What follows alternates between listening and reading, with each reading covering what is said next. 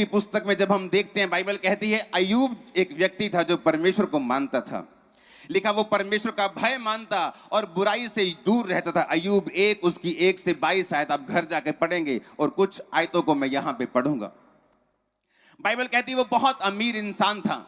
Bible कहती है उसके हजारों भेड़ बकरियां, 7,000 भेड़ बकरियां, 3,000 ऊंट।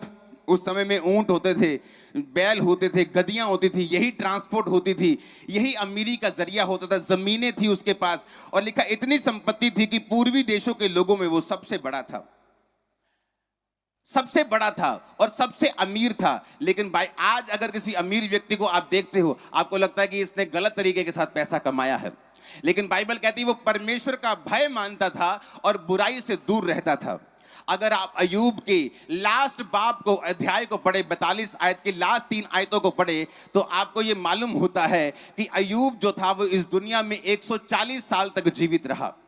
अय्यूब की पुस्तक में कहीं नहीं लिखा कि वो कहां से आया था, उसका बैकग्राउंड क्या है। लेकिन अगर आप पुराने नियम में अच्छी तरह से अध्ययन करते हैं तो आपको यह मालूम होता है कि अय्यूब की जो उम्र के हिसाब से अय्यूब याकूब के कुछ ही वंशों में से था। याकूब की उम्र 147 साल की थी जब वो मरा, जब वो प्रभु के पास चला गया। अब्राहम, इसहाक, याकूब की उम्र 147 साल की थी और जब अय्यूब मरा तो वो 140 साल के करीब था। पहले जो इंसानों की उम्र होती थी वो 969 साल, 970 साल होती थी। लेकिन जब वो